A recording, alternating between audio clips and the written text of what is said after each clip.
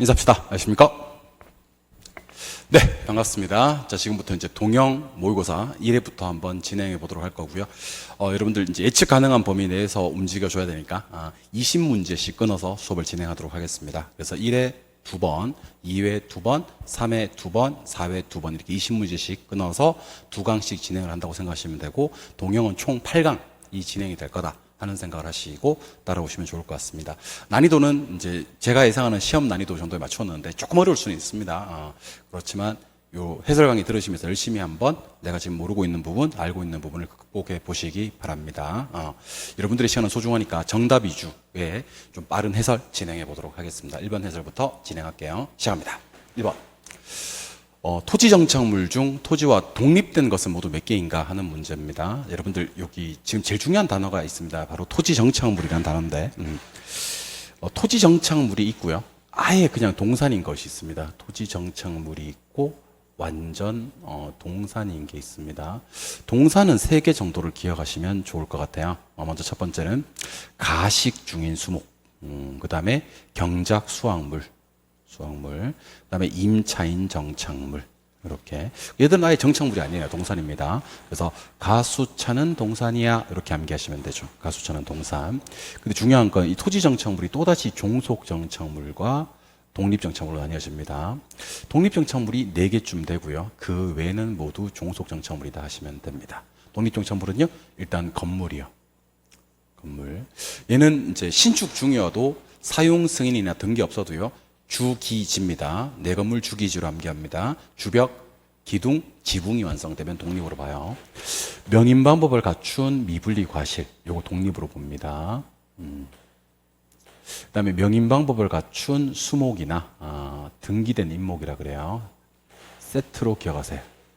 명인방법 갖추었을 때는 수목 그리고요, 등기되었을 때는 임목이라 그래요.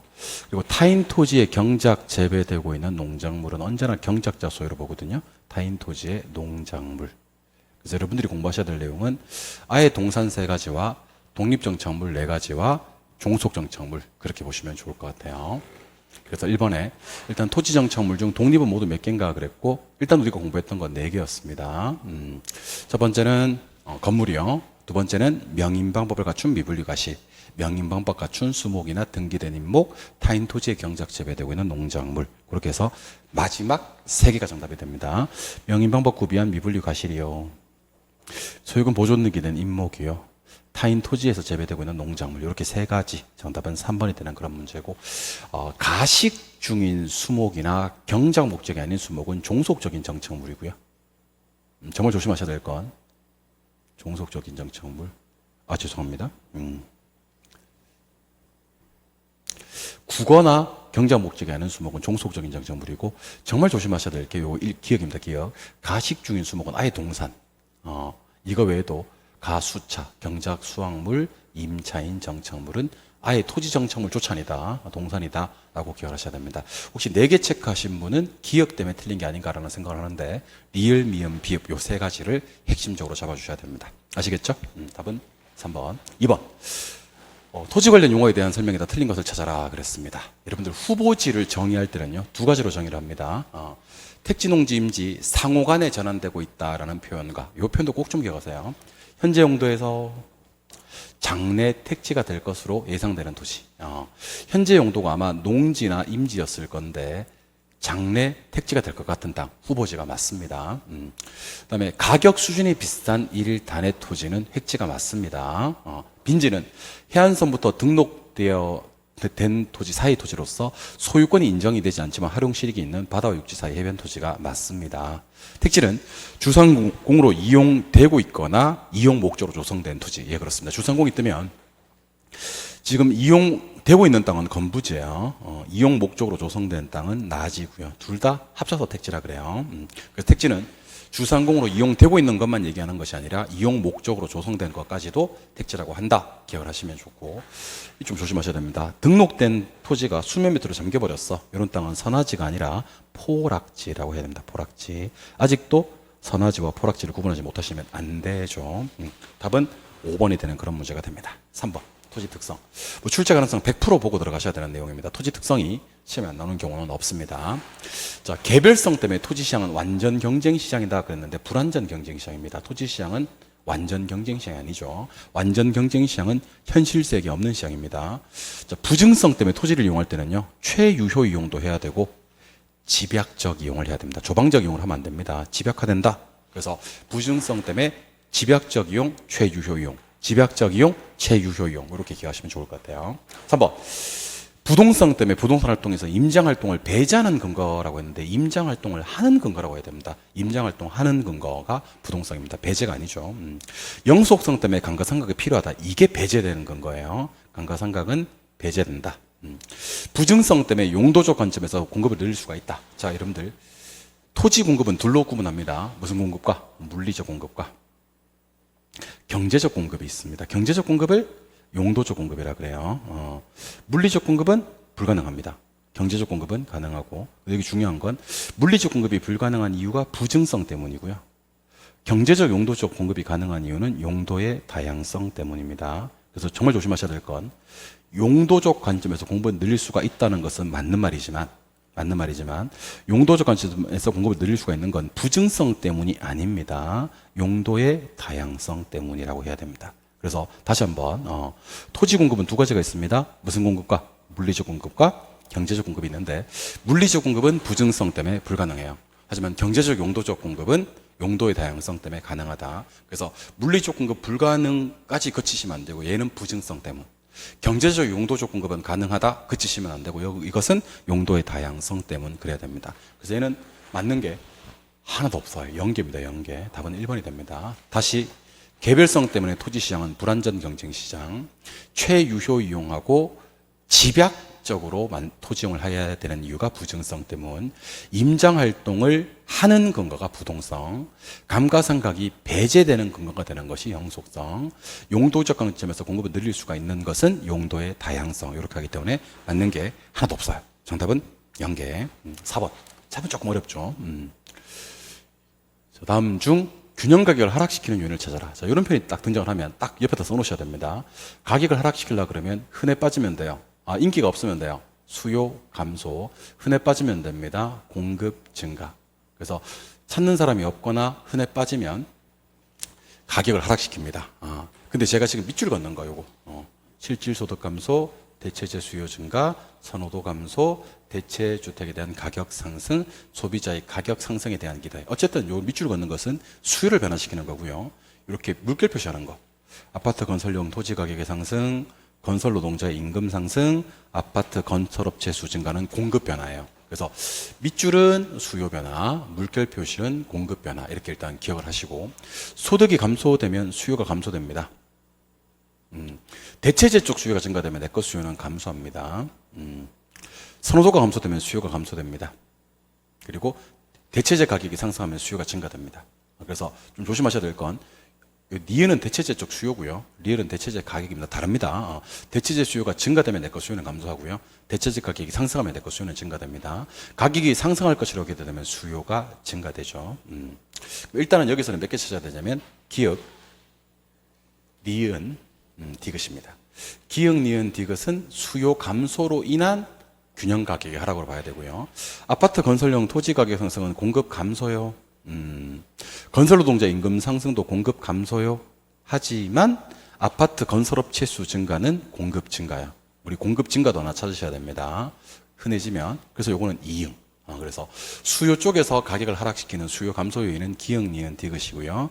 공급 쪽에서 가격을 하락시키는 공급 증가는 하나, 이응 쪽이라서 총 4개 해서 답은 4번이 되는 그런 문제입니다. 조금 어려웠죠.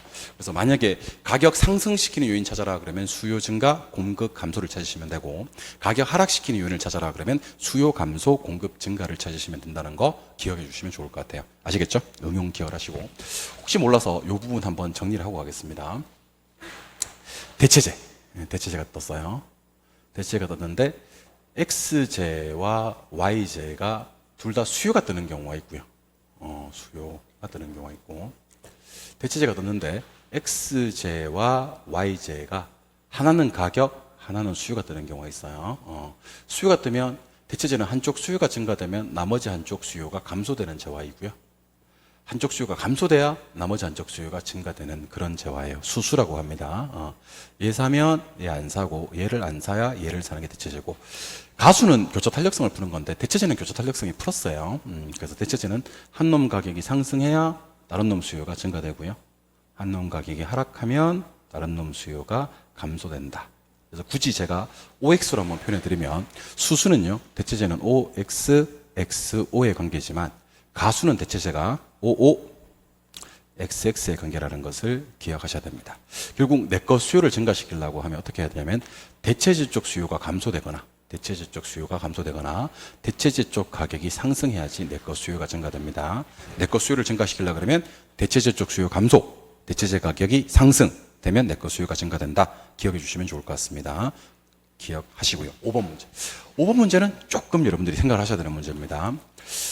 일단 수요 곡선의 기울기를 구하라 그랬는데, 기울기 구하는 공식은요, 기울기 구하는 공식은 기Q해서 P 앞에 있는 숫자 개수분의 Q 앞에 있는 개수거든요. 그래서 수요 곡선의 기울기는 P 앞에 있는 숫자 2분의 Q 앞에 있는 숫자 1이죠. 그래서 기울기가 2분의 1 이렇게 하시면 돼요. 2분의 1. 그래서 정답이 될 수 있는 건 일단 1번하고 5번이 됩니다. 수요 곡선의 기울기라고 했기 때문에. 그리고 정말 조심하셔야 될 게, 균형 가격의 변화가 아니라 균형 양의 변화를 물었습니다. 기억은 가격 변화 아니에요. 양의 변화예요. 근데 균형 가격의 변화를 구해야지 양의 변화를 구할 수가 있습니다. 일단 각기 만들어 드릴게요. 첫 번째는 150 마이너스 2P랑 30 플러스 P였다가 바뀌었습니다. 얼마로? 150 마이너스 2P는 똑같은데 공급함수가 어떻게 바뀌었습니까? 수염수는 그대로잖아, 그지? 공급함수가 30 플러스 2P로 바뀌었어요. 수염수는 그대로고. 요거 3P, 요거 120. 가격은 40입니다. 40을 대입하면 균형량은 70입니다. 근데 위에 거 물은 거 아니고 양의 변화를 물었어요. 밑에 거. 요 4P, 120, P는 30. 30을 여기다가 대입을 하면 60이 더해지니까 Q는 90이 됩니다. 여기서 뭐의 변화를 물었다고요? 균형, 양. Q의 변화를 물은 거예요. 그래서 양은 70개였던 게 90개로 갔기 때문에 양은 20 증가가 된다. 조심하셔야 됩니다. 가격의 변화를 물었으면 10 하락이라고 해야 되는데, 균형 가격이 아니라 양의 변화를 물었기 때문에 20 증가. 시험에서 묻는 걸 대답해야 되겠죠. 답은 5번이 되는 그런 문제. 풀 수 있겠죠? 6번. 6번 들어가기 전에 저랑 요거 한번 하고 가도록 하겠습니다. 우리 부동산 학에서 수요의 가격 탄력성이 0인 경우가 있고요, 무한대인 경우가 있고요, 1인 경우가 있고요, 같다면이 나오는 경우가 있습니다. 0인 경우를 완전 비탄력적이라 그래요. 무한대인 경우는 완전 탄력적이라고 하고, 1인 경우는 단위 탄력적이라 그래요. 완전 비탄력적일 때는 무조건 양이 불변합니다. 양불변. 기울기 수직이죠? 완전 탄력적일 때는 무조건 가격이 불변합니다. 가격 불변. 1이어서 단위 탄력적일 때는 전체 수입이 불변한다. 총 수입이 불변한다 라고 해야 됩니다. 같다면이 나오면 알 수 없음이 불변으로 바뀝니다. 알 수 없음. 그래서 예를 한 번만 들어드리면 뭐 이런 식입니다. 자, 보세요. 수요가 이렇게 있고 공급이 이렇게 있고 가격과 양이 변할 텐데, 자, 원래 수요 증가, 공급 증가가 뜨면 가격은 알 수 없고 양이 증가되는 거, 이거 알고 계시죠? 그런데 수요 증가와 공급 증가가 같다면이 뜨면 가격은 불변해요. 가격은 불변하고 양만 증가된다라고 했었어야 됩니다. 가격 불변, 양 증가 이렇게 해야 됩니다. 그래서 결론만 알려드리면, 완전 비탄력 0일 때는 양 불변, 완전 탄력 무한대일 때는 가격 불변, 단위 탄력 1일 때는 수입 불변, 그다음에 같다면이 나오면 아까 알 수 없음 했던 거, 몰랐던 게 불변으로 바뀐다. 이렇게 기억하시는 거예요. 그래서 1이면 단위 탄력, 이때는 뭐가 변하지 않는다? 수요량이 변하지 않는 게 아니고 수입이 변하지 않는다라고 해야 됩니다. 정답 바로 1번이 되는 그런 문제고, 무한대일 때는 완전 탄력적일 때는 가격이 변하지 않습니다. 0일 때는 완전 비탄력, 이때는 뭐 불변? 양이 불변하는 거죠. 그다음에 원래 수요 증가, 공급 증가가 발생했을 때는 가격을 모르는데 그 증가폭이 동일하다면 가격이 불변합니다. 가격이 변하지 않는다. 아까 했던 거고. 수요가 증가할 때 공급의 탄력성이 클수록은 탄력적을 얘기하는 거고요. 탄력적일 때는 기울기가 무엇하더라? 완만하더라. 기울기 완만할 때 벌어지는 일은요, 가격은 좀 작게 변하고요, 양이 좀 많이 변합니다. 기울기 완만할 때는 가격 변동폭은 조금 작지만 가로 양의 변동폭이 좀 크고요. 비탄력적일 때는 가격 변동폭이 크고 양의 변동폭이 작다라고 해야 됩니다. 5번 상당히 중요한 지문이니까 이번에 옳게 나왔습니다만은 꼭 좀 기억을 하셔야 됩니다. 우리가 수업 시간에 왜 더덜 했던 거 있지 않습니까? 그죠? 탄력적일 때는 가격이 좀 덜 변하고 비탄력적일 때는 가격이 더 변하는데, 탄력적이라는 것은 탄력성 1보다 큰 거고 비탄력적일 때는 탄력성 1보다 작은 거다. 이렇게 이해하시면 되겠습니다. 이 문제 핵심은 답은 1번이고요. 단위 탄력적일 때는 뭐 불변? 수입 불변. 양 불변이 아니라 수입 불변. 이렇게 해야 되는 겁니다. 근데 중요한 내용이고 꼭 좀 기억을 하십시다. 7번 문제. 유명합니다. A 가격이 16% 상승함에 따라 B 수유량이 8% 감소하고 A 수유량이 32% 감소한 경우에 가격 탄력성과 크기 얘기해보고 교차 탄력성과 둘의 관계를 얘기해봐라 그랬습니다. 자, 일단 가격 탄력성은요, 1과 비교해서, 가격 탄력성은 1과 비교해서 1보다 크면 탄력, 작으면 비탄력을 따지는 거고요. 교차 탄력성은 0과 비교해서 플러스면 대체제, 마이너스면 보완제를 따지는 겁니다. 가격 탄력성은 크기 1과 비교해서 탄력, 비탄력 따지는 거고요.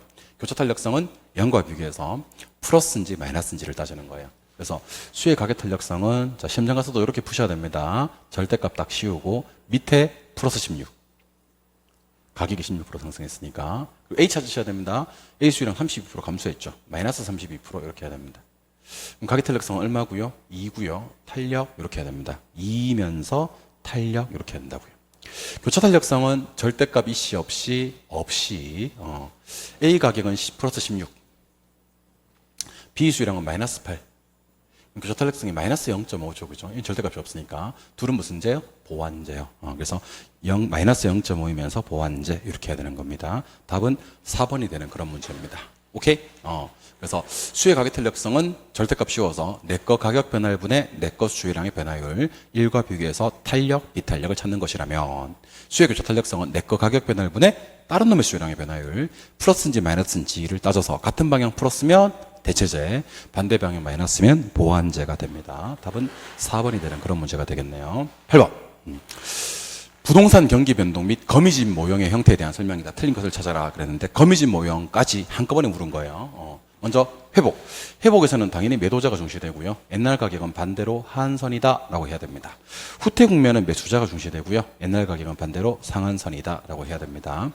자, 우리 수의 탄력성이 크면 수렴하고 공급의 탄력성이 크면 발산하는데, 이건 저한테 안 배우신 분들이라도요, 탄력성의 크기를 갖다가 함수에서 측정할 수가 있어요. 탄력성의 크기는 Q 앞에 있는 숫자 개수분의 P 앞에 있는 숫자 개수, 특히 P 값이 탄력성이에요. P 값이.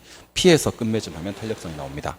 그래서 여러분들 Q 앞에 얼마? 1, P 앞에 4분의 1. 4분의 1이 0.25쯤 되거든요. 얘는 탄력성의 크기가 0.25. 얘는 1분의 0.5.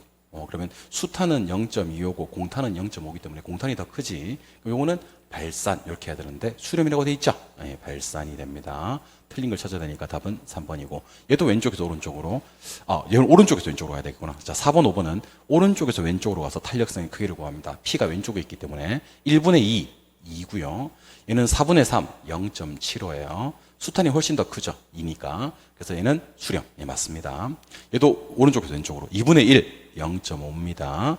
얘는 4분의 2. 근데 얘도 0.5입니다. 4분의 2도 0.5죠. 탄력성이 똑같아요. 0.5, 0.5. 그러면 순환형이 된다라고 했었어야 됩니다.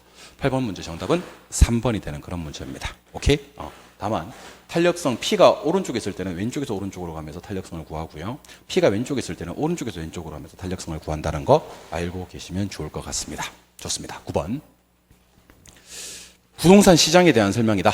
부동산 시장에 대한 설명이다. 틀린 것을 찾아라 그랬습니다. 여러분, 요거 할당효율적 시장에 대한 내용인데 이렇게 공부합니다. 자, 할당효율적 시장은 초과이유만 없으면 돼요. 무조건 할당이 될 수가 있습니다. 그래서 여러분들 불안전한 시장도 있고요. 독점 시장도 있고요. 부동산 시장도 있거든요. 다 할당이 될 수 있습니다. 뭐뭐 못 얻으면? 초과이면 못 얻으면. 근데 완전 안에, 할당 안에 누가 있냐면 완전 경쟁 시장 또는 완전 경쟁 시장이 가장 부합되는 시장이 강성효율적 시장이 있습니다. 완전이나 강성은 무조건 할당만 돼요. 할당. 할당이 아닐 수가 없어요. 근데 할당이 반드시 완전히 되는 것은 아닌 게 불완전도 초과이윤을 못 얻으면 할당이 될 수가 있습니다. 그래서 요 벤 다이그램 보고 대답하세요. 완전은 무조건 뭐지만 할당이지만 할당이 싹 다 완전인 것은 아닌 게 불완전 독점 부동산도 뭐만 못 얻으면 초과이윤 못 얻으면 할당이 될 수 있다라는 거예요. 오케이? 기억하셔야 됩니다. 그래서 부동산 시장은 여러 가지 불완전한 요소가 많다. 예, 부동산 시장이나 불완전한 시장도 할당 효율적 시장이 될 수 있다. 상당히 중요한 표현입니다. 오케이. 완전이나 강성에서는 할당 효율적 시장만 존재하는 것은 아니다. 아닙니다. 완전과 강성은 반드시 할당 효율적 시장만 존재한다. 아니면 반드시 할당 효율적 시장이다 라고 했었어야 됩니다. 할당이 반드시 완전이 되는 건 아니지만 완전 또는 강성은 반드시 할당만 돼요. 할당만. 답은 2번입니다. 약성에서는 과거의 역사적 정보를 통해서 정상 이상의 수익, 초과 수익을 얘기하는 겁니다. 정상 이상의 수익은 초과 이윤 획득할 수 없어요. 현재나 미래 알아야 됩니다. 완전에서는 초과는 발생할 수가 없다. 예, 정상에는 있지만 초과는 절대로 발생하지 않습니다. 공표된 거든 그렇지 않은 것이건 어떠한 정보도 이미 가치에 반영되어 있는 시장은 강성효율적 시장이라고 합니다. 중강성 하면 안 돼. 중강성은 공표된 것까지만. 공표되지 않은 것까지 반영되어 있는 것은 강성효율적 시장이 맞죠. 예, 이 문제 답은 2번입니다. 10번 문제로 가도록 할게요. 그 유명한 정보의 현재 가치 구하는 문제입니다. 정보 현재 가치. 자, 정보 현재 가치는요, 어떻게 처리하시면 되냐면, 안, 나로 처리하시면 됩니다. 돈 2개 빼고, 안 들어설 확률 곱하고, 1 플러스 N으로 나눠주면 되고요. 그 2승을 할 때는 는 2번 눌러주시면 됩니다. 혹시 요 는 2번 눌렀을 때 계산기 작동이 하지 않으시면 카시오 계산기일 가능성이 높습니다. 일반 계산기로 바꾸시면 바로 작동이 가능합니다. 그래서 얼마에서? 이 AC 누르고, 자, AC 누르고 갈까요? 2억 7,500만 원에서. 다음 얼마요? 9,350만 원을 빼고, 곱하기, 들어설 확률이 지금 얼마인데? 60%인데, 우리는 안 들어설 확률을 구하기로 했죠. 그죠? 곱하기 40% 때리고, 나누기 1.1, 는 때리면 됩니다. 는이 작동이 안 되시는 분들은 카시오 계산기니까 일반 계산기로 바꾸라 그랬습니다. 그러면 계산기에 찍혀 있는 값은 6천만 원 나눠 떨어집니다. 답은 2번입니다. 그래서 AC부터 다시 한번 정리합니다. 빼고 안 들어설 확률 곱하고 1 플러스 N성으로 나눠주시면 됩니다. 그래서 2억 7,500만 원에서 9,350만 원을 빼고 안 들어설 확률 40%를 곱하고 나누기 1.1 는 때려버리면 정답은 6천만 원. 답은 2번이 되는 그런 문제가 되겠네. 11번 갑니다. 지대론에 관한 설명에다 틀린 것을 찾아라 그랬습니다. 자, 지대론. 여러분들 일단 제가 4가지 지대설을 좀 소개해 드리겠습니다. 자, 리카도의 차익 지대설이라는 게 있고요. 마르크스의 절대 지대설이라는 게 있고요. 티넨의 위치 지대설이라는 게 있고요. 알론소의 입찰 지대설이라는 게 있습니다. 그래서 차익 지대설을 주장한 건 리카도, 절대 지대설을 주장한 건 마르크스, 위치 지대설을 주장한 건 티넨, 입찰 지대설을 주장한 건 알론소입니다. 차익 지대설은 어떤 표현이 등장을 하냐면 비옥도, 수학 체감의 법칙, 비옥도란 표현 대신에 생산성, 토지의 질적 차이 그러기도 합니다. 한계지에서는 지대가 제로예요. 없어요. 한계지 지대 존재하지 않습니다. 그 다음에 뭐가 뭐를 결정합니까? 그러면 가지 기억하세요. 가지. 가격이 지대를 결정해요. 가격이 지대를 결정한다. 지대는 뭐지? 그러면 지대는 2글자로는 잉여고요. 4글자로는 불로소득입니다. 그래서 차익지대설에서는 누가 누구를 결정하기 때문에 가격이 지대를 결정하기 때문에 가격이 오르면 지대가 오르고 가격이 떨어지면 지대도 떨어진다라고 했었어야 됩니다. 절대지대설은 소유 자체만으로도 지대가 발생합니다. 뭐하면? 요구하면. 한계지에서 지대가 존재하는 유일한 지대설이에요. 한계지에서도 지대가 존재한다라고 해야 되고, 이번에는 가지 반대, 지대가 가격을 결정해요. 그제는 지대가 가격을 결정하기 때문에 지대가 올라야 가격이 올라요.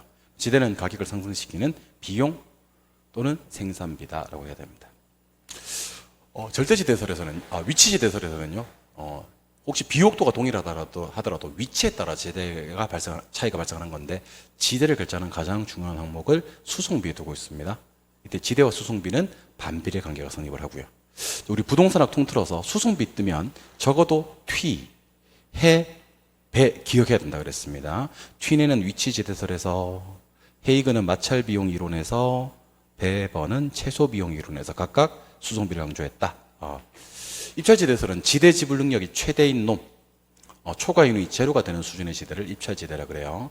지불하고자 하는 최대 금액이고요. 초과 이윤은 제로가 되는 수준의 지대를 우리는 입찰지대라고 한다. 기억해 주시면 좋을 것 같습니다. 지대로는 출제 가능성 100%짜리인 거 알고 계셔야 됩니다. 자, 갑니다. 차익지대설에서는 지대를 잉여로 봅니다. 그리고 가지 기억하라 그랬어요. 가격이 높아지면 지대도 높아지고 좋아요. 가격이 낮아지면 지대도 낮아집니다. 즉 가격이 지대를 결정한다. 가격이 지대를 결정한다. 기억하셔야 됩니다. 잠깐 5번 갔다 올게요. 5번. 절대지대설에서는 지대를 비용으로 봐요. 그래서 지대가 상승하면 가격이 상승하고 지대가 하락하면 가격도 하락한다. 지가입니다. 튀넨의 입지 이론에 따르면 토지 위치가 동일하더라도 비옥도에 따라 지대의 차이가 날 수 있다. 이 표현은 비옥도가 지대 결정 요인이라는 얘기잖아요. 그래서 어떻게 해야 되냐면 튀넨의 위치 지대설을 주장하신 분이기 때문에 뭐가 동일하더라도 비옥도가 똑같다 하더라도 뭐에 따라서 위치에 따라서 지대 차이가 난다. 그래야지 위치를 강조한 거예요. 그렇잖아요. 이거는 비옥도니까 차익지대설에 대한 설명이고 비옥도가 같아도 위치가 다르면 지대 차이가 난다. 그게 위치지대설입니다. 답은 2번이고 절대지대설은요. 한 개의 지에서도 지대가 발생하는 유일한 지대설, 중요한 내용이고 입찰지대설은 가장 높은 지대를 지불하는 놈한테 토지용의 할당이 이루어진다라는 표현입니다. 튀내는 무슨 지대설? 위치지대설. 뭐가 똑같더라도 비옥도가 똑같더라도 위치에 따라 지대의 차이가 난다라고 했었어야 됩니다. 아시겠죠? 오케이. 12번 문제로 갑니다. 자, A도시와 B도시 사이 위치하고 있는 C도시는 A도시로부터는 6km, B도시부터는 12km 떨어져 있다. A도시 인구는 5만, B도시 인구는 10만, C도시 인구는 3만 명인데 레일리의 소멸인력 법칙을 적용할 경우 C도시에서 A도시와 B도시로 구매하러 가는 유인 인구는 몇 프로가 되는가? 근데 다만 C도시 인구의 80%, 요게 핵심이 되겠네. 80%만 A와 B도시에서 구매한다. 그래서 C도시 인구가 3만 명인데 38에 2만 4천 명. 2만 4천 명에서 우리가 계산을 하셔야 된다는 것을 기억해 주셔야 합니다. 2만 4천 명에서. 그리고 한번 그림을 그려볼게요. A 이렇게 있고 B 이렇게 있고 C 이렇게 있는데 원래 C 인구는 얼마였지만 3만 명이었지만 그중에서 80% 때려서 2만 4천이라고 할게요. A까지 거리는 6km, B까지 거리는 12km. 좋습니다. A 인구는 5만, B 인구는 10만입니다. 좋습니다. 그럼 요거 약분 한번 해볼까요? 1, 요거 2, 요것도 1, 요거 2 이렇게 되는 겁니다. 그러면 A 거리 제곱이니까 1분의 1 플러스 4분의 2 제곱이니까 그리고 1분의 1 이렇게 하시면 됩니다. 그래서 여러분들은 이게 뭐냐면 요게 1이고 요게 1이고 요게 0.5란 말이야. 그지? 그럼 1 나누기 1.5 이렇게 하시면 되겠네. 그죠? 1 나누기 1.5 1 나누기 1.5 이렇게 그러면 3분의 2쯤 되니까 한 67% 정도 될 거예요. 그죠? 근데 바로 1 나누기 1.5 곱하기 우리 2만 4천 명 이렇게 때려주면 돼요. 2만 4천 명. 그러면 약 16,000명이 이렇게 나옵니다. 그럼 비로는 8,000명이 되겠죠. 그래서 우리 66.66%고요. 33.33%인데 그게 중요한 게 아니고 우리 몇만 명 중에서 3만 명 중에서 몇 프로만 80%만 인구가 이용한다라는 표현이 나왔지 않습니까? 그죠? 80%를 때려서 2만 4천 명으로 줄이는 게 이게 이 문제 푸는데 핵심이 되겠네. 답은 3번이 되는 그런 문제입니다. 이게 아니면 4번이 답이 나와버리거든요. 4번 체크하신 분들은 아마 80% 적용을 안 해서 그럴 겁니다. 답은 3번.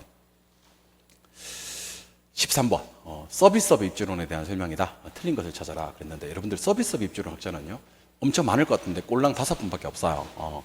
크리스탈러라는 분이 계시고요. 크리스탈러. 그 다음에 레일리.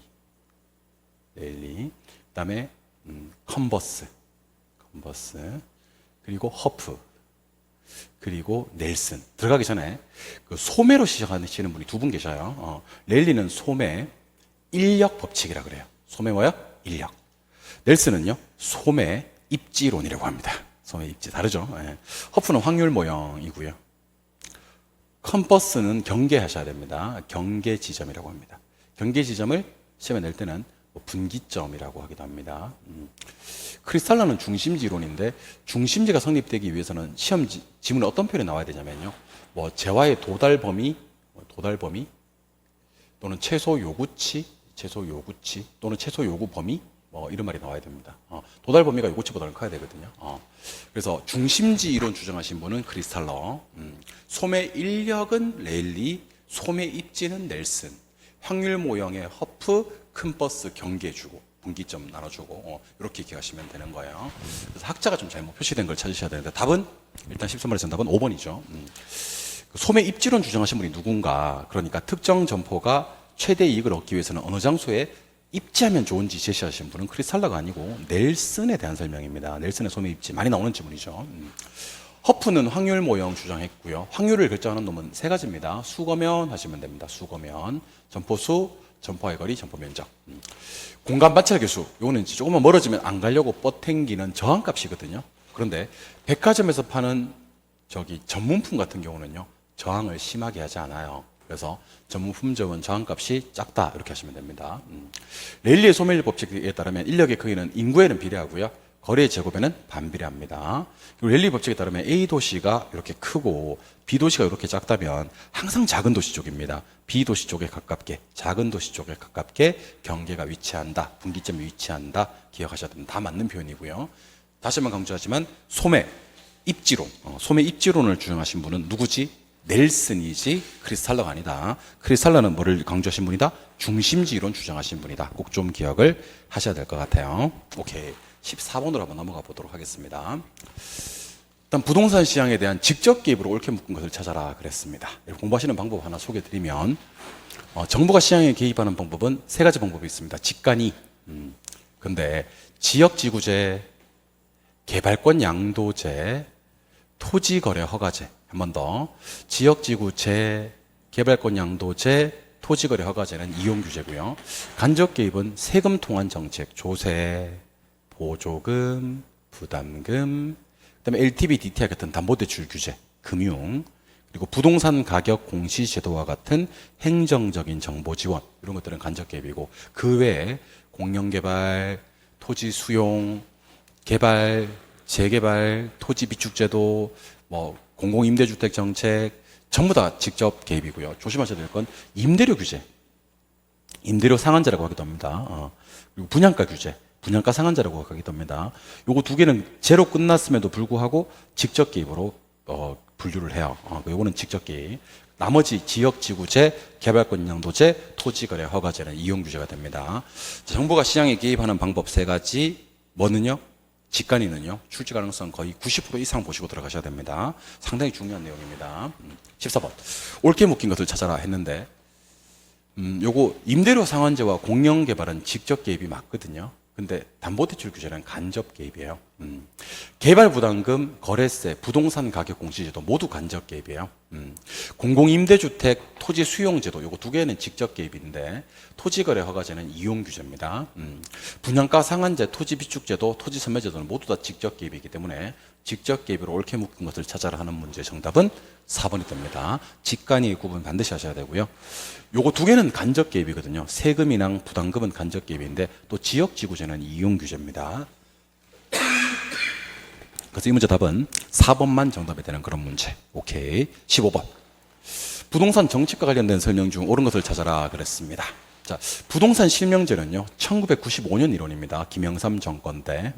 자산유동화는 1998년도 IMF 직후에 실시된 제도예요. 그래서 부동산 실명제가 자산유동화 제도보다는 먼저 도입이 된 정책이 맞습니다. 오케이. 그리고 방금 소개해드렸던 부동산 실명제 1995년도에 시행된 이 제도는요, 부동산 등기법이 아니라 쓰실 필요는 없는데 부동산 실권리자 명의 등기에 관한 법률입니다. 부동산 실명제는 등기법이 아니라 부동산 실권리자 명의 등기에 관한 법률이고, 참고로 우리 거민계약서 제도 있죠? 들어본 적 있죠? 네, 거민계약서 제도도 등기법이 아닙니다. 부동산 등기 특별조치법입니다. 그래서 실명제는 95년도에 시행이 되었고, 실권리자 명의 등기에 관한 법률이고, 거민계약서 제도도 등기법이 아니라 부동산 등기 특별조치법 이렇게 해야 됩니다. 국토의 계획 및 이용에 관한 법령상 용도지역 중에서 도시지역이 어떤 것이 있습니까? 그러면 주상공녹 해야 돼. 정말 조심하셔야 됩니다. 주상곡 녹지지역입니다. 녹지지역.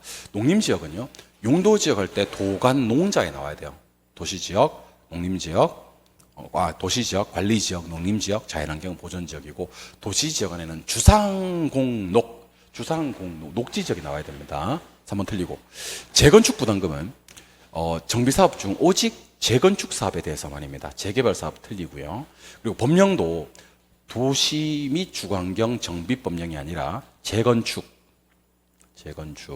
초과이익, 환수에 관한 법령이라고 해야 됩니다. 재건축 부담금을 규정하는 법률은요, 제목에 재건축이 들어가 있다. 꼭 좀 기억하셔야 됩니다. 그래서 재건축 부담금은 정비사업 중에서 오직 재건축 사업이고요. 오직 재건축 사업이고, 그다음에 재건축 초과이익 환수에 관한 법령에서 시행되고 있다고 해야 됩니다. 자, 공공 임대주택의 공급 정책은 입주자가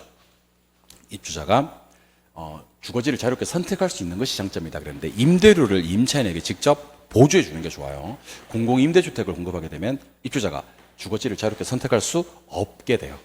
없는 것이 단점이다. 그렇게 하셔야 됩니다. 누구한테 보조해 줘야지? 임차인한테 직접 임대를 보조해 줘야지 주거지 선택의 자유가 보장됩니다. 16번. 우리나라 부동산 조세 정책에 대한 설명이다. 옳은 것을 찾아라. 그런데 이 문제는 거꾸로 올라가면서 문제를 풀어볼게요. 우리 종합부동산세하고 재산세는 과세기준일이, 보유세 과세기준일은 6월 1일입니다. 6월 30일이 아닙니다. 상속세와 증여세는 비례세율이다. 아닙니다. 상속세와 증여세는 대표적인 누진세율이고요. 우리가 배우시는 대부분의 세금은 누진세입니다. 종합부동산세와 등록면허세는 국세다. 여러분들 등, 제는 지방세에 속합니다. 치등제 지방 기억하셔야 됩니다. 그래서 여기서는 등록면허세는 국세가 아니죠. 지방세입니다. 취득세, 등록면허세, 재산세는 지방세. 증여세와 재산세는 취득 단계에 부과한다. 증여세는 취득할 때 내는 세금이 맞지만 재산세는 보유할 때 내는 세금이죠. 양도소득세와 취득세는 신고납부 방식이다. 여러분들 우리가 배우시는 세금의 대부분은 신고납부 방식이고요. 보통 징수 방식이 있긴 하거든요. 보통 징수 방식은 대표적으로 재산세 정도를 기억하시면 좋아요. 재산세. 그리고 종합부동산세는 이게 보통 징수와 그 신고납부의 원칙과 외에 둘 다 걸치니까 재산세 정도를 기억하시면 좋을 것 같아요. 재산세는 부가권자가 징수하는 방식이고요.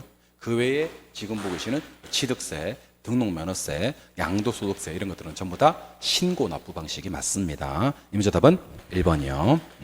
17번 같은 문제는 좀 서비스 문제예요. 가장 쉬웠던 문제였죠. 먼저 정답만 소개해드리면 정답은 2번이죠. 포트폴리오에 편입되는 투자의 수를 늘렸을 때는요, 늘리면 늘릴수록 비체계적임이 감소되는 것을 포트폴리오가라고 합니다. 체계적임은 감소되지 않습니다. 요구수익률에는 시간에 대한 비용, 무위험률이라 그래요. 위험에 대한 비용, 위험 할증률 둘 다 포함되어 있습니다. 모두 포함 기억하셔야 됩니다. 요구 수익률은요, 두 단어를 기억하셔야 됩니다. 최소한의 수익률이 요구 수익률이고요. 얘를 네 글자로 기회비용이라 그래요. 그래서 암기할 때는 요구 수익률은 기회비용이에요. 이렇게 해서 요기요. 요구 수익률은 기회비용이에요. 이렇게 기억하시면 좋을 것 같아요. 상관관계가 마이너스 1이다. 상관계수로 가셔도 되는데 상관계수가 마이너스 1이면 비체계적임을 제로까지도 줄일 수가 있습니다. 이때도 비체계적임만 제로까지 줄어든다는 것을 기억하셔야 됩니다. 5번은 요구 수익률이 기대 수익률보다 크다. 요구 수익률이 기대 수익률보다 크다는 얘기는 기대 수익률이 작다는 얘기거든요. 근데 마지막에는 기대 수익률과 요구 수익률이 같아지면서 투자 균형을 이룬다만 했었죠. 기대가 작게 출발했기 때문에 기대 수익률은 점차 상승을 해줘야 돼요. 그래야지 균형으로 갈 수가 있겠죠. 그래서 17번의 정답은 2번이 되는 그런 문제가 되겠네. 정답은 2번. 됐죠? 네, 18번으로 가도록 합니다. 18번 들어가기 전에 혹시 요거 아직까지도 정리 안 되신 분들은 필기를 하시든 뭐를 하시든 간에 요거는 이제 암기를 하셔야 됩니다. 자, 암기 들어갑니다. 연금의 현가계수에다가 곱할 수 있는 게 두 가지가 있어요. 연금의 현가계수에다가는 곱할 수 있는 게 무엇과 무엇을 곱할 수가 있냐면 일시불의 매가계수를 곱할 수가 있고요. 감채기금계수를 곱할 수가 있습니다. 만약에 연금의 현가계수에다가 역수인 저당상수를 곱한다면 1이 되겠죠. 역수를 곱하니까. 근데 일시불 매가계수를 곱하면 이 연금들이 내가계수가 되어버려요. 내가계수가. 감채기금계수가 되어버리면 일시불의 현가계수가 되어버려요. 일시불의 현가계수가. 그래서 일시불을 곱하면 이 현가가 내가로만 바뀌고요. 역수가 아닌 감채기금계수를 곱하면 일시불로 바뀌어요. 필기를 하나 더 해놓을까요? 여기 그대로 유지하고. 연금의 내가계수에다가 곱할 수 있는 게 두 가지입니다. 일시불의 현가계수를 곱하는 경우가 있고요. 역수는 감채기금계수고 걔를 곱하면 1인데 역수가 아닌 저당상수를 곱하는 경우가 있어요. 일시불을 곱하면 내가 현가만 바뀌어요. 그래서 이 연금은 현가계수가 되어버립니다. 현가계수가. 역수가 아닌 저당상수를 곱하면 일시불로 바뀌어버립니다. 일시불의 내가계수가. 그래서 곱하면이란 말이 뜨면 한 개씩 바뀌거든요. 근데 일시불을 곱했을 때는 내가, 현가가 바뀌고 역수가 아닌 놈을 곱할 때는 일시불로 바뀐다는 것을 기억하셔야 됩니다. 그래서 먼저 정답부터 공개를 조금 하면 정답은 3번입니다. 자, 연현에다가 곱하면 나왔어요. 감치의 기근계수를 곱했어요. 이거. 역수가 아닌 걸 곱하면 이것이 일시불의 현재 가치 계수가 돼요. 둘 다 바뀌지는 않습니다. 한 개만 바뀝니다. 연금들이 일시불로 바뀌고 2번도 한번 해볼까? 연금의 내가계수에다가 일시불의 현가계수를 곱하면 현가계수만 바뀌어요 이게. 그래서 이 연금들이 현가계수가 된다. 오케이. 그래서 구어 삶든지 어땠든지 해서 요거 수업 시간에 제가 많이 했던 거니까요. 곱하면 하는 거 최근에 유행하는 지문이니까 꼭 좀 기억을 하시기 바랍니다. 다시 연금의 현가계수에다가 일시불의 내가계수를 곱하면 연금들이 내가계수가 되어버리고 연금의 내가계수에다가 일시불의 현가계수를 곱해버리면 이 연금들이 현가계수가 되어버립니다. 연금의 내가계수에다가 감치의 기근계수를 곱하면 역수니까 1이 되고요. 연금의 현가계수에다가 저당상수를 곱하면 역수니까 1이 됩니다만 역수가 아닌 걸 곱하면 일시불로 바뀐다니까 연금의 현가계수에다가 역수가 아닌 감치의 기근계수를 곱하면 일시불의 현가계수가 되고 연금의 내가계수에다가 역수가 아닌 저당상수를 곱하면 이 일시불의 내가계수가 된다는 것을 기억해 주시면 좋을 것 같아요. 필기한 거. 잔상 다음에 1 되는 거 맞고요. 원리금 균등 상환 방식으로 대출을 받고 상환해야 될 원리금 구할 때는 저당상수 쓰는 거 맞습니다. 자, 여러분들 5억이 중요합니까? 매년 5%씩이 중요합니까? 그러면 5억이 중요합니다. 돈이 중요합니다. 돈이 한 번 나왔고 5년 후니까 일시불의 내가계수가 맞습니다. 연금의 내가계수 아니에요. 5억 한 번 나오고 5년 후는요. 일시불의 내가계수가 맞습니다. 다 유명한 지문들이니까 꼭 좀 기억하시고 혹시 요거 두 개 이렇게 4개 필기 안 되신 분들은 필기하시고 꼭 좀 기억을 하시도록 합니다. 이번에는 19번. 19번은 이렇게 한번 해보죠. 자, 가능총소득에다가 공시를 빼고 기타 소득을 더하면 유효총소득이 나오죠. 영업경비를 빼면 순영업소득이 나오고 부채 서비스액을 빼면 세전, 영업소득세를 빼면 세후가 나와요. 매매순미 세자세, 매도가격에서 매도경비 빼면 순매도가액, 미상한 저당장금 빼면 세전진복기액, 자본이득세를 빼면 세후진복기액이 나옵니다. 그래서 1번은 가능총소득에서 영업경비를 뺄 게 아니고 유영순, 유효총소득에서 영업경비를 빼야 되겠죠. 그리고 5번 세전지분복기액과 세후지분복기액 사이에는요 자본이득세, 그러니까 양도소득세가 와야 되고요. 세전현금 수지와 세후현금 수지 사이에는 재산세가 아니라 영업소득세가 와야 됩니다. 그리고 순매도가액에서는 지분복귀액을 구하려고 그러면요 부채 서비스액을 빼면 안 되고 미상환 저당장금, 미상환 저당장금을 빼야 됩니다. 오케이? 네, 마지막으로 순영업소득에서 세전을 뺐대요. 그럼 가운데 있는 부채 서비스액이 나오는 거 아시죠? 그렇죠? 우리 800에서 200 빼면 600 나오지만 800에서 600 빼면 200 나온단 말이야. 그래서 순영업소득에서 세전현금 수지를 차감하면 부채 서비스액이 나와야 됩니다. 부채 서비스액이 원리금 상환액이에요. 답은 4번입니다. 이거에서 이걸 빼면 이게 나온다. 꼭 좀 기억하시고 지금부터 부채 서비스액의 동의어들 한번 쭉 정리해 드리겠습니다. 자, 우리 부채 서비스액은 원리금 상환액이라 그래요. 원리금 상환액. 또 저당 지불액. 또 원금 플러스 이자. 또 월부금이라고 하는 경우도 있습니다. 월부금. 그래서 이 다 부채 서비스액의 동의어들이니까 부채 서비스액은 원리금 상환액, 월부금, 저당 지불액, 원금 플러스 이자. 결국 여러분들이 기억하셔야 될 것은 부채 서비스 안에는 원금, 이자 다 있다 하는 생각을 기본적으로 하셔야 되는 겁니다. 순영업소득에서 부채 서비스액을 빼면 세전이 되지만 순영업소득에서 세전현금 흐름을 빼면 가운데 있는 부채 서비스액, 그러니까 원리금 상환액을 구할 수가 있다. 기억해 주시기 바랍니다. 좋은 문제죠? 답은 4번, 20번. 부동산 투자 분석 기법에 대한 설명이다. 옳은 것을 찾아라 그랬는데 조심하셔야 됩니다. 수령가법은 뭘로 할인해야 되냐면 요구 수익률로 할인해야 됩니다. 그래서 수령가법은 할인율 또는 재투자율 모두 요구 수익률이다라고 해야 됩니다. 요구 수익률, 내부 수익률로 할인하지 않습니다. 두 번째, 승수법과 수익률법. 이거 어림셈법이거든요.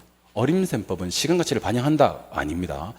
수령가법, 내부 수익률법, 수익성 지수법 같은 게 시간 가치를 반영하고요. 어림셈법은 시간 가치를 반영하지 못해요. 순소득 승수의 동의어가 자본회수 기간이거든요. 동의어예요. 순소득 승수가 자본회수 기간입니다. 순소득 승수 값이 작으면 자본회수 기간도 똑같이 짧아진다. 이렇게 얘기를 해야 됩니다. 4번 순영가법에서는 재투자율로 0을 사용하고 내부승률법에서는 요구승률을 사용한다. 아닙니다. 순영가법에서는 방금 소개드렸잖아요. 재투자율로 요구승률을 사용하고요. 내부승률법에서는 재투자율로 내부승률을 사용합니다. 이 재투자율 대신에 할인율이 또 똑같아요. 그러면 한꺼번에 순영가법에서는 할인율이나 재투자율로 요구승률을 사용하고 내부승률법은 할인율이나 재투자율로 내부승률을 사용한다라고 했었어야 됩니다. 5번 내부승률법에서는 내부승률이 요구승률보다 작은 경우는 해당 투자를 선택하지 않는다 그랬는데 내부승률이 요구승률보다 작아버리면 요구가 더 크게 되잖아요. 그죠? 투자를 선택하지 않는 거 맞습니다. 네, 맞습니다. 답은 5번이 되는 그런 문제가 되겠네. 예, 좋습니다. 좀 쉬었다가 이제 1회 두 번째 시간 21번 문제부터 풀이하는 시간 갖도록 하겠습니다. 예, 쉬겠습니다.